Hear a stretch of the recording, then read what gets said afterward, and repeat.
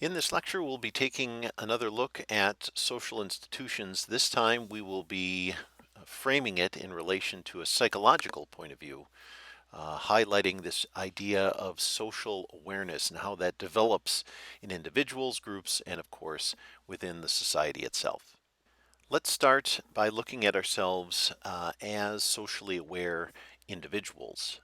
In order to do this, I think the best way to embrace it is to go back to the work of Jean Piaget, born in 1896, and his writings and his understandings, again through a psychological lens, uh, as they relate to the development of human reason or the ability to reason.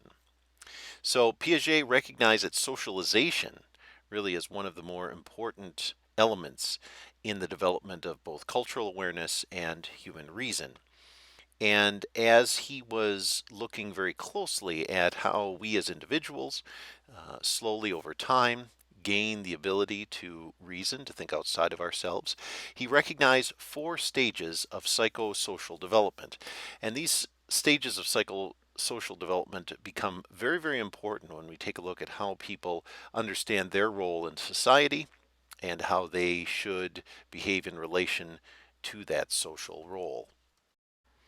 So again, as a Swiss psychologist, he noticed that young children give similar wrong answers when they take intelligence exams or tests. He thought that young children might be using some consistent but incorrect forms of reason as they were trying to think through answers. And so this led to his studies having to do with, in this case, chronological years of life and where a child in this case is in their ability to reason or to think through statements and to begin to look for, in this case, solutions to complex problems.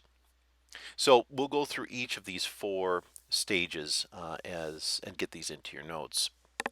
So the first stage that he recognized, he referred to as a sensory motor stage.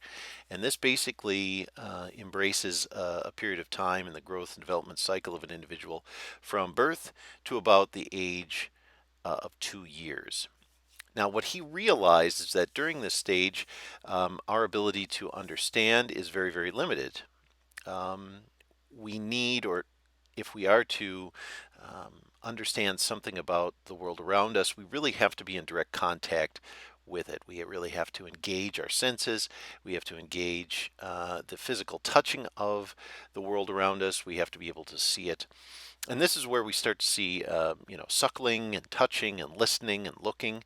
Again, infants are not necessarily thinking rationally at this point. They are very much separate from their environment and they're trying to get a sense of, what that environment is. They're really trying to, in a sense, understand their surroundings. And so this is the first kind of sensory motor stage. In the second stage, a stage that he identified as a pre-operational stage, we start to see some interesting abilities develop. This is for individuals between, again, right around the age of 2 years to about 7 years of age. And this is where we start to be able to, or we as individuals, are able to start to identify and use symbols.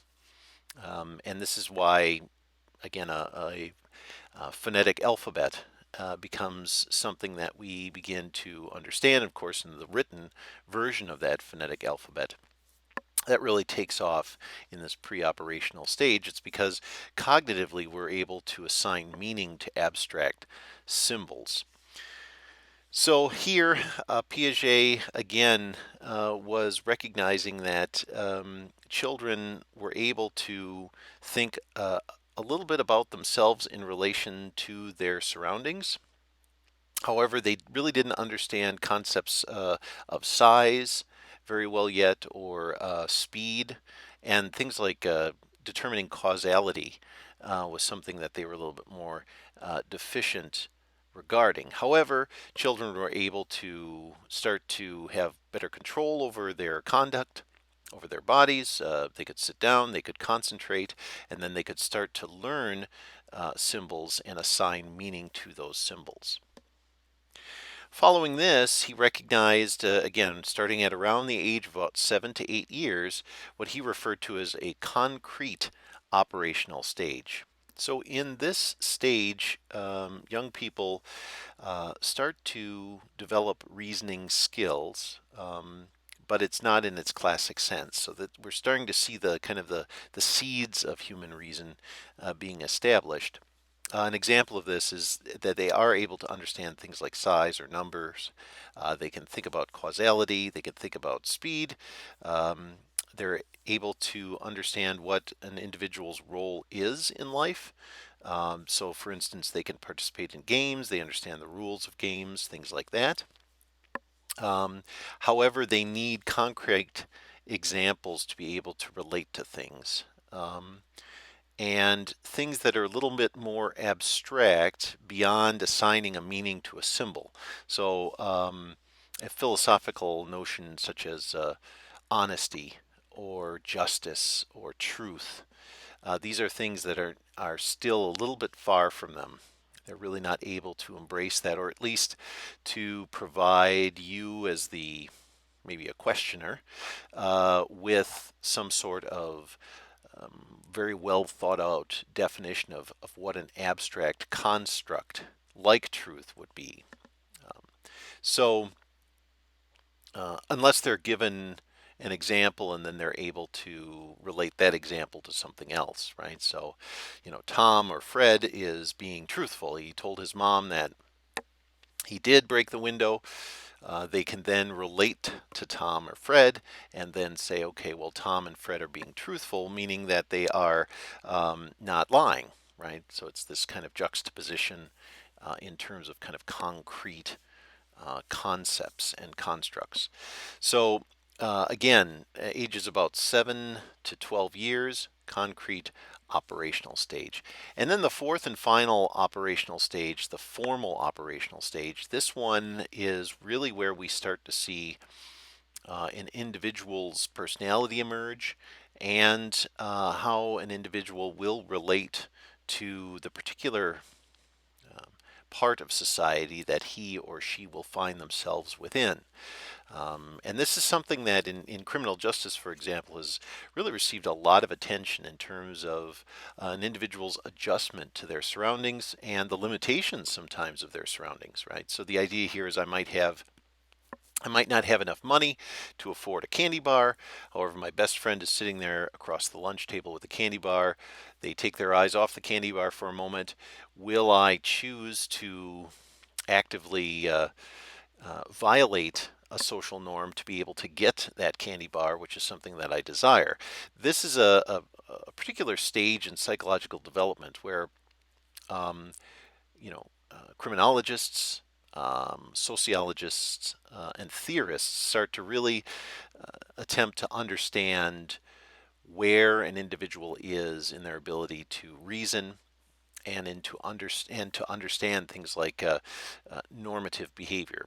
So the fourth operational stage again begins rather right around 12 to 13 years of age, and this is where we as children now are capable of abstract thinking in its greatest breadth.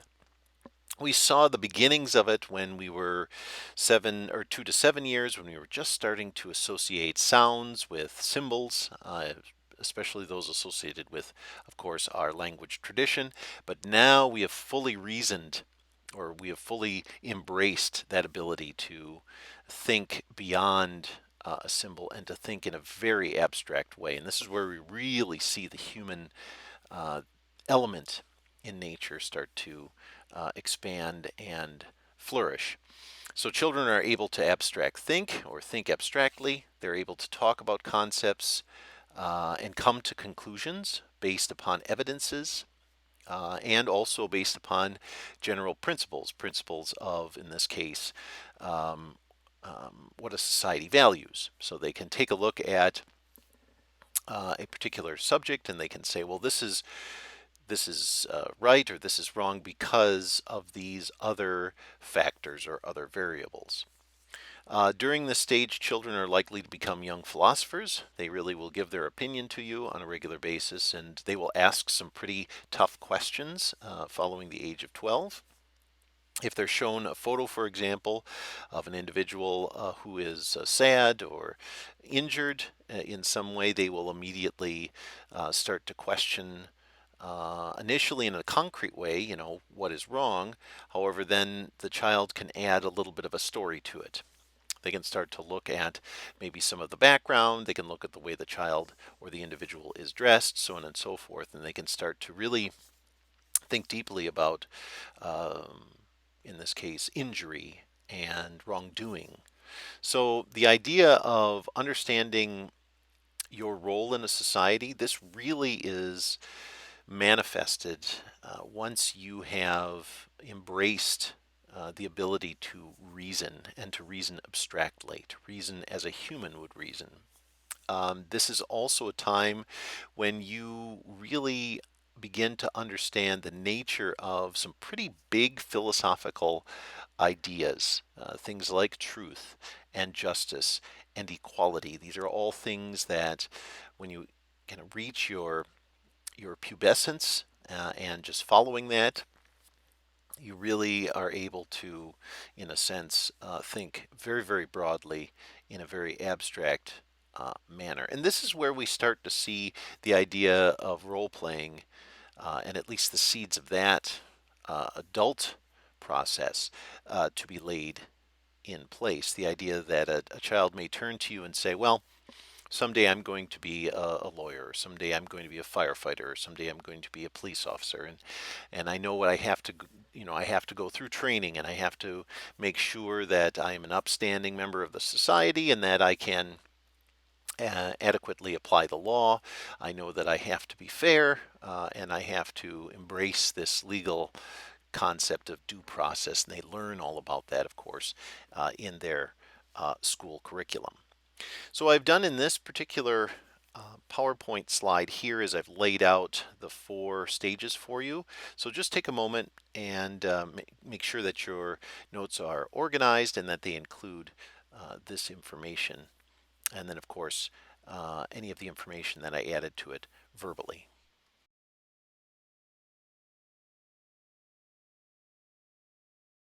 Now let's talk about the nature of institutions themselves, and let's frame this with regard to with a cross-cultural perspective. So we know that by the age of 12 or 13 years, we as human beings now have the ability to understand our role in a social setting. We're able to understand and expect behavioral outcomes of the people around us. And we are starting to frame this in larger and larger social constructs. And eventually it gets to the level of a social institution. Now, social institutions, as I've said before, are in their own right have many different scales to them. So sociologists generally will organize most, if not all, social institutions into 5 basic categories, and I have these listed out here for you. And each of these categories will have a different purpose with regard to an individual's cognitive and social development. They will also have varying levels of responsibility when it comes to administering, in this case, services to individuals. And they will also vary, again, usually by scale and by setting, um, in terms of what they can do with regard to exposing individuals to others who they can then develop relationships with and thereby continue to kind of reformalize the structure of the society, and of course something very psychological such as culture itself. So we have the family, we have community-based social institutions, we have faith-based social institutions, we have educational institutions, and then we have institutions that are very much connected with uh, labor and the market systems that we find across the planet. Now, if you have taken any coursework in theory as it relates to the work of sociologists and anthropologists, you'll find also that many of these institutions can be directly connected to theoretical perspectives in these disciplines. a theoretical perspective, in its kind of most basic sense, is the frame or the lens through which you as a researcher, as a reformist, as a politician, as a criminologist, as a social worker, it's the lens that you're looking through to understand something you are observing, and to interpret what you are observing in a sense. So a lens, for example, that might be used by someone in counseling may be related to the notion of families and family institutions. The idea that, did a young person, were they allowed to speak out in the home? Were they able to experience many of the behavioral adjustments that are common to many human households? Were they allowed to make mistakes? What was their interaction with rules? How were they treated or mistreated in the home? So again, connecting in this case, in this therapeutic example, connecting the social institution of the family and later behavioral expressions in individuals as they leave, or as they begin to express themselves outside of that family setting. So also, as I mentioned before, there are role players in these institutions, and these role players are going to contribute to what the institution will be expected to do.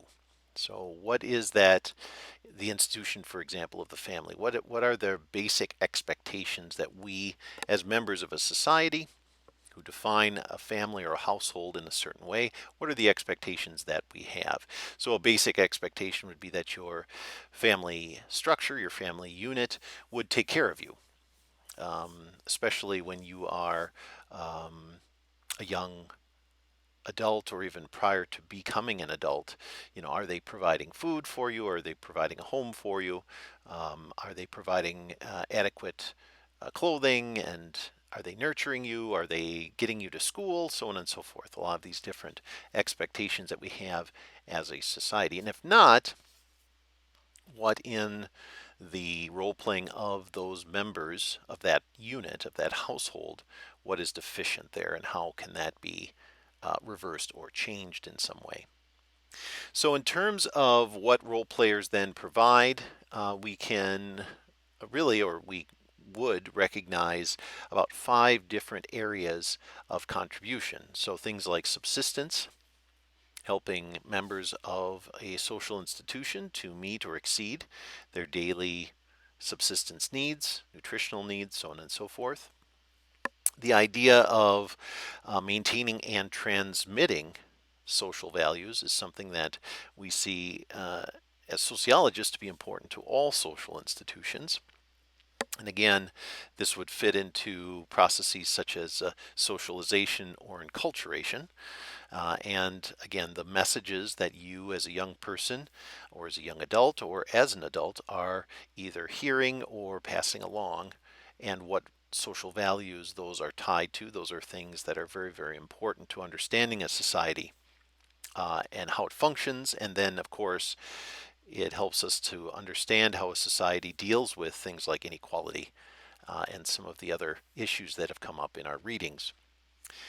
Managing kinship and descent relationships based on how we calculate kinship. So the idea, to kind of break that down a little bit, the idea of how we establish social relationships, how we identify social relationships, and then how we maintain those social relationships, starting with the most intimate, being those associated with birth and the parent and the child, or the parent and offspring, but then taking that initial framework and then moving that up into ever increasingly larger scales of social relationships, all the way up into how we may interact with others of our own age group, or individuals who have some sort of shared experience with ourselves, or as we move into a workplace environment, our coworkers.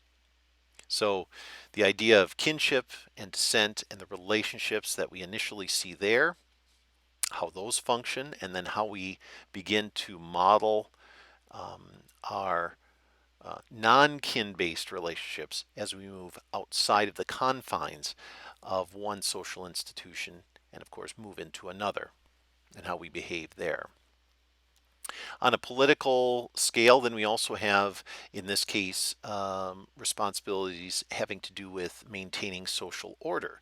Um, this is also where we see both politics and criminology being areas where sociologists start to contribute ideas and theoretical schools of thought. The idea that, and Max Weber is very much a historic figure that connects with this idea of maintaining social order. How do the roles that people play within a social institution not only preserve or maintain the structure within that institution, but how does that become a microcosm for what we see in the society? And we know that order is maintained in many different ways. Sometimes it can be maintained in a socioeconomic fashion in terms of, um, you know, labor systems, um, pay opportunities, pay based upon, in this case, knowledge and credentials, so on and so forth. We also know that the social order may be maintained also through policing and through what Weber recognized to be as the kind of continual threat of force, the idea that, well, if I violate a social norm, there is a consequence, and that consequence maintains the social order. And then finally, this idea of kind of even ordering our leisure time, how we look at rest, how we value leisure, uh, things that are not necessarily tied to a production process, if you want to look at it through a Marxist lens, or things that we give value to in terms of reward as we navigate through the kind of life cycle. So the idea of, well, an idea such as retirement would fit into this leisure time area, that social institutions by their nature are also designed to give you some insight into what we do for. So, why are we put on this earth? What is the meaning of life, right? Some of these large kinds of questions that prior to the age of 12 or 13 we really weren't able to grapple with. Now that we are able to grapple with it, what are we hearing from the institutions that we are a part of? So a faith community, for example, as a social institution would help its members to understand these very large, extremely abstract kinds of constructs. The idea of, well, why am I here? What is the purpose of life? What is the meaning for doing what I do on a regular basis? And what you'll find is that there are natural qualities to how we grapple with some of these larger questions. Um, I don't think any of us, even without any sort of understanding or perspective on life after death, I don't think any of us would fall into a very depressed state where we would no longer want to do anything in life um, because we don't have this kind of afterlife goal that we are pushing toward. So I think there's a natural understanding that there is always a greater thing on the horizon for us as long as we keep moving forward and we keep uh, contributing to society in a way that is recognized by the society as proper or normative in nature. So there's a natural piece to it. But then our social institutions do very much contribute to giving us something to, almost like a compass, right? Something to point us toward that more amorphous, hard to quantify future that we are all moving toward, either as workers or as community members or as family members or as members of a school. You know, whatever role we are playing, the idea of leisure time, in a sense, can be connected to purpose as well. So our social institutions give us a strong sense of purpose as we are contributing and being active members of a society. Today in the United States, we see a significant push for really introducing children at a very young age, even before the age of 12, with some of these ideas. The idea of being a contributing member of a society, a good citizen, for example, is a theme that we see introduced in a variety of educational contexts. Or the purpose of work. You know, why does mom or dad go off on a daily basis? Why does our guardian go off on a daily basis and work and then come back, pick us up from school, feed us? Why are they doing all of these different things? And who did that for them when they were our age, right? Some of those larger, more abstract, purposeful questions are things that our social institutions are designed to answer for us. And as you can see, it's very much of a historically rooted phenomenon. The idea that the values of a society at any one time will define what its social institutions are doing and what they're challenged to do. Let's take a closer look at the concept of family as it relates to the United States and, of course, this notion of community, because I think you'll find that number one, some of our strongest social values are established in family settings. Some of our most important processes of helping an individual to become a member of a society are established and reinforced in the family structure. And then the family structure becomes a template for not only our actions within a society as adults, but also the expectations that we have for that society. And the family will not change historically as rapidly as some of these other institutions might, especially as it relates to concepts of social values. It takes a lot longer for the value of a role player within a family setting to change um, if we juxtapose that to maybe a leader within a society, right? So the role of governor versus the role of father, or the role of governor versus the role of mother or guardian. You know, which one will be a little bit more transient in terms of our politics and our social history. And I think you would find that governorships or leaders and their office of leadership, those are things that will change a little more rapidly than some of these kind of core, very intimate, very early roles that we find in a social institution like a family. Starting in the 1960s, but then something that really ratcheted up in the late 1970s and into the early 1980s was this notion of the family and how we are to fix it, in a sense. Sociologists were very much focused on this, and the idea of fixing the family was initially something that was really a product of its time. We needed solutions politically in the United States. We were seeking solutions to some pretty large um, concerns within our society. Things like poverty and the welfare state were things that we were grappling with. Um, this idea of equality and discrimination very much were things that we were trying to understand, and the role of government in this and everything else.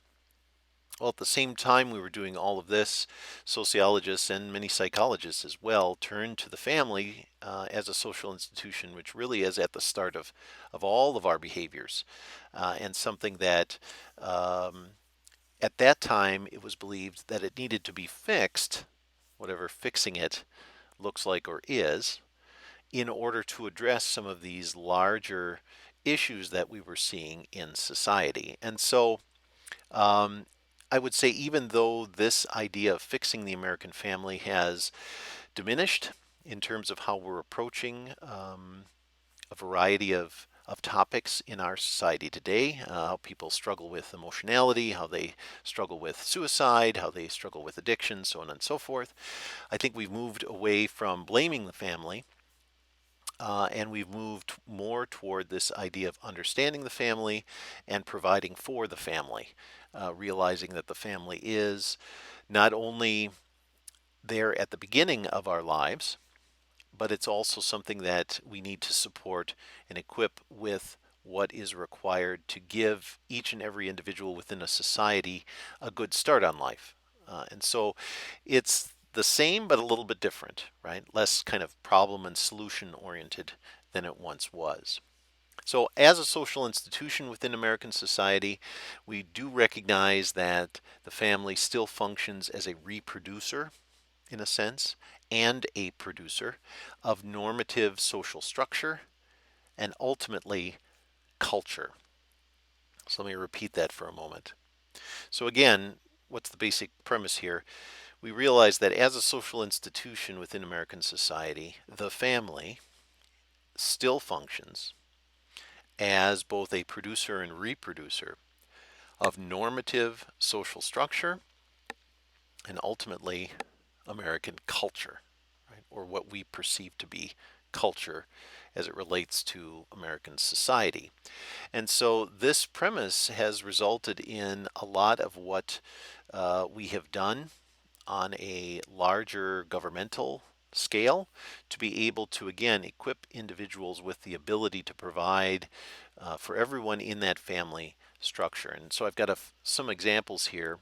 This FSA, or the Family Service America, this was an alliance, as they write on their website, for children and families, a membership association that provides and provided a variety of services to private non-profit human service organizations throughout the United States and Canada.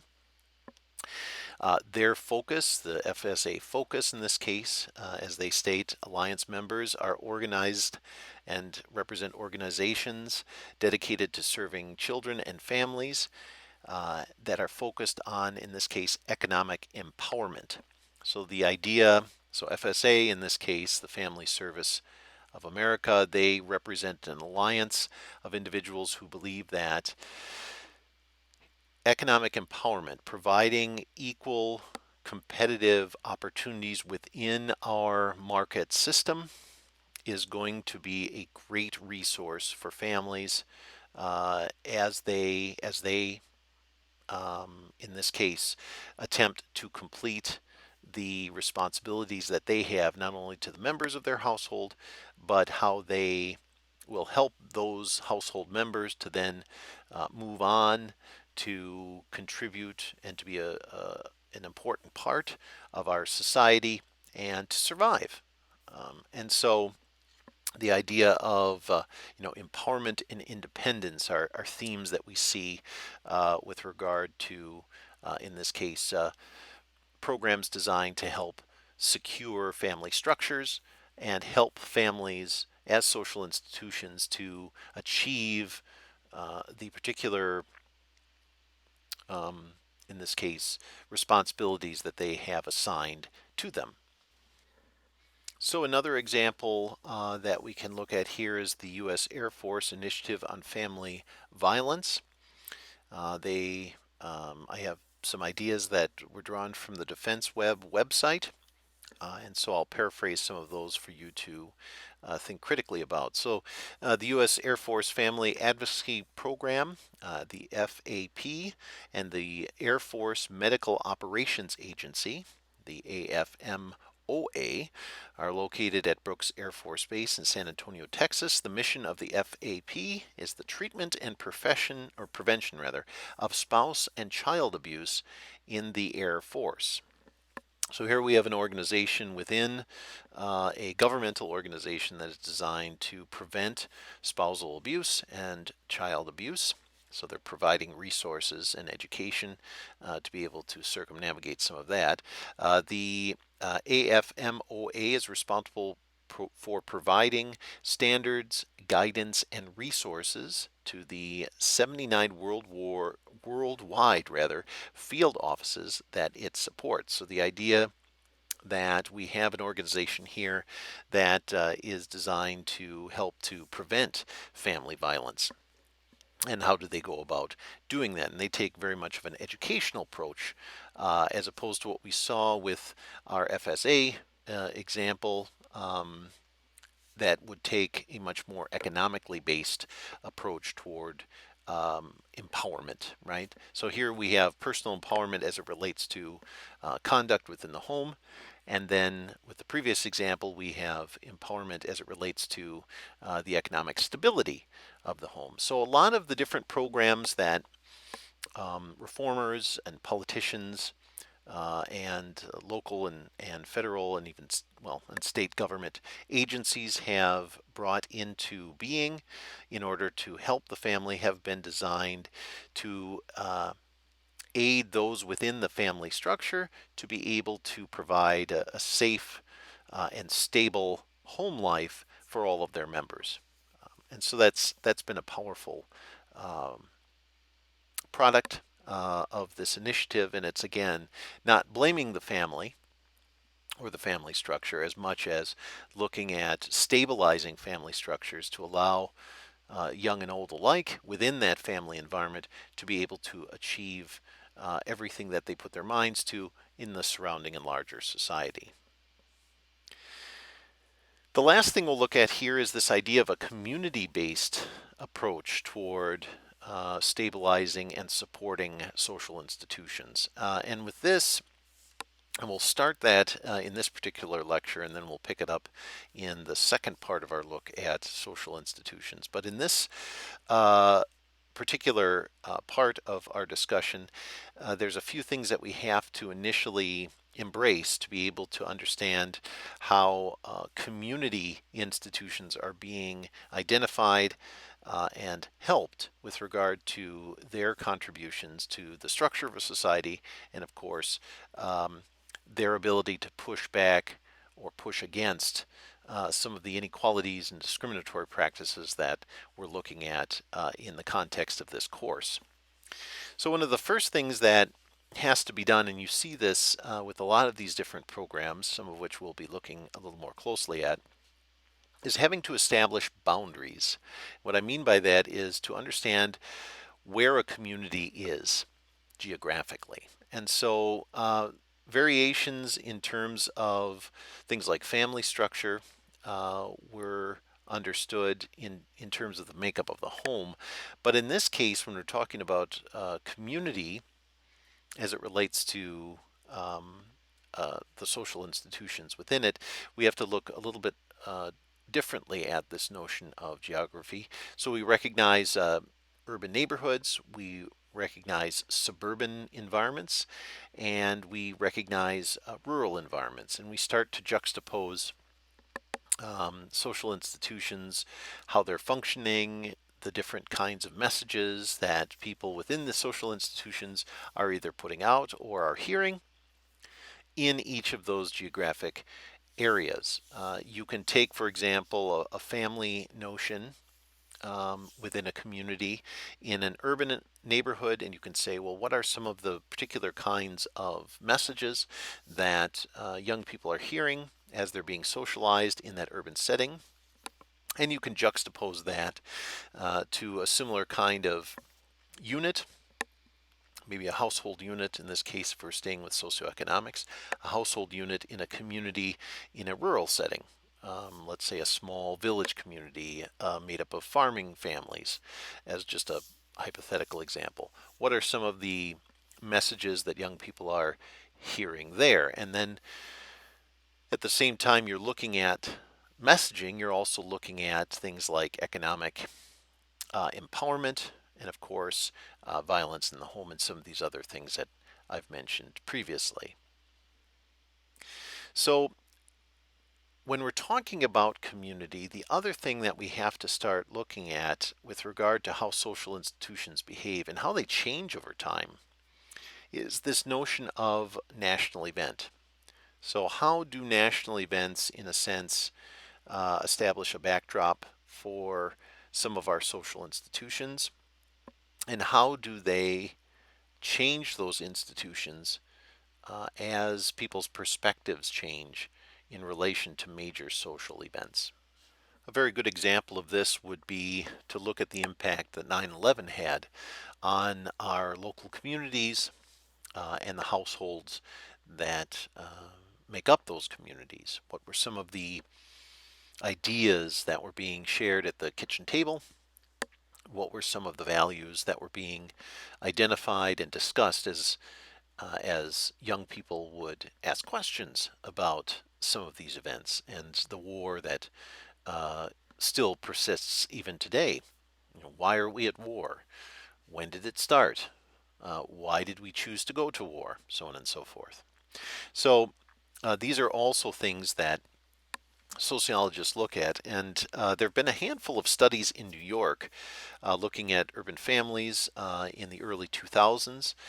They found that the majority of stress that the homes were experiencing had to do with, in this case, communal stress and national sentiment. So the idea of maybe there was a local church being torn down, or there was evidence of gang violence in the streets surrounding a given household, or there was a rise in local arrest patterns, or there was greater police involvement and there were forcible searches that were being implemented in local communities, or there were deaths of individuals, community activists, or members of the community that household members were friends with or aware of. And sociologists were taking a look in this case at, the kinds of impact or the impact that these kinds of events were having on how people were formulating opinions about themselves,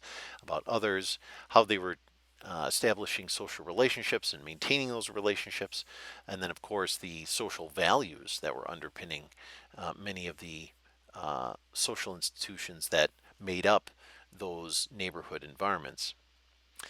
In a similar study, Jay Mancini uh, took a look, and this was in 2005, took a look at Chicago neighborhoods. And he wanted to see the relationship that existed between local communities, the families that made up those local communities, and what was going on in Chicago at the transition between, again, the 20th century and the 21st century, and then, of course, the changing political environments, and the economic upturn and then a downturn. And he wanted to just see how the family was being impacted, and then, of course, how the community reflected some of those um, local events, historical and otherwise. And so he co-authored a study of community activism as it related to strengthening the family.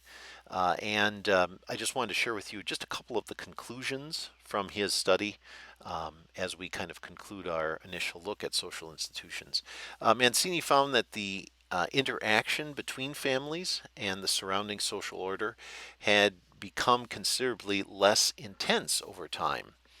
But he likened this to a little bit of an isolation between families and their environment. So there wasn't as much of an intensive interaction between churches and community organizations and families within these neighborhood settings. There wasn't as much of an interaction between families and local law enforcement and local council members and things like this in these environments, but he recognized that to be maybe a little bit of an isolationism that was working its way into Chicago neighborhoods that were dealing with a rise in violence and a diminishment in economic growth and feeling a very low measure of empowerment as it related to their neighborhoods and, of course, their own lives as they're experiencing some of these trends in the Chicago landscape.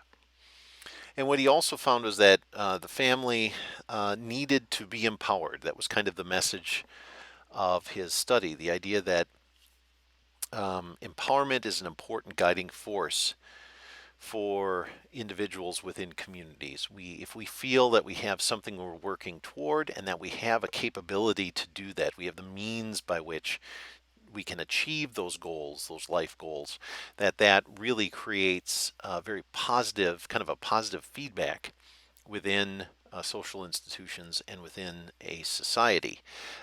He tied this to the idea of the nature of the surrounding society, the nature of the surrounding community, and support services that were being provided.